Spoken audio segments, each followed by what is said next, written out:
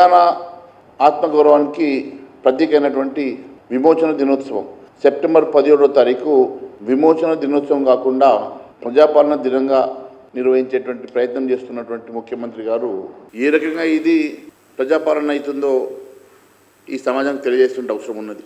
ఎంతో కష్టపడి ప్రాణాలు తెగించి పోరాటం చేసినటువంటి సమరయోధులు రజాకారుల పాలన నుంచి విముక్తి పొందడానికి వేలాది మంది హిందువులు ఆత్మ బలిదానం చేసుకుంటే ఏర్పడినటువంటి తెలంగాణ రాష్ట్రం. ఆ రోజు విచక్షణ రహితంగా నిజాం నిరంకుశ పాలనలో నలిగినటువంటి తెలంగాణ ప్రజలు పెద్ద ఎత్తున ఆయుధ పోరాటంతో సహా ఎన్నో రకాలుగా ఆత్మ బలిదానాలతో సాధించుకున్నటువంటి తెలంగాణ రాష్ట్రం సెప్టెంబర్ 17వ రోజు విముక్తి చెందిన మాట వాస్తవం.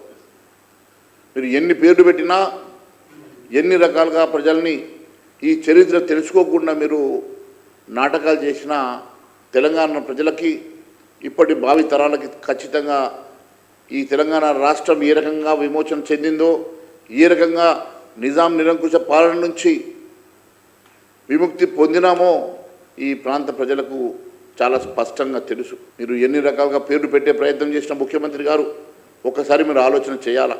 మీ కాంగ్రెస్ అధికారంలో ఉన్నటువంటి కర్ణాటకలో 3 జిల్లాల్లో అక్కడ ఈరోజు కూడా విమోచన దినోత్సవాన్ని నిర్వహిస్తూ ఉన్నారు, అధికారికంగా నిర్వహిస్తూ ఉన్నారు.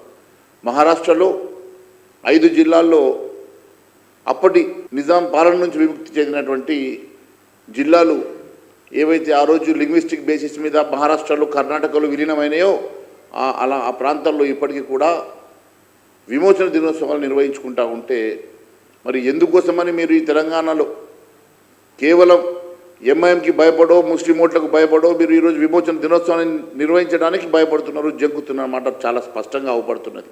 ఎన్ని రకాలుగా ఈ ప్రాంత ప్రజల్ని మోసం చేసే ప్రయత్నం చేసినా, ఎన్ని రకాలుగా మీరు ఏదో ఒక రకంగా దీన్ని రకరకాల పేర్లతోటి ప్రజల్ని మభ్యపెట్టే ప్రయత్నం చేసినా తెలంగాణ ప్రజలు ఇంకా మర్చిపోలేదు.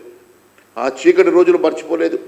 ఆ నిరంకుశ పాలనలో నలిగినటువంటి తెలంగాణ బిడ్డలు తన మాన ప్రాణాలను రక్షించుకోవడం కోసం తెగించి పోరాటం చేసేసి సాధించుకున్నటువంటి తెలంగాణ ప్రాంతం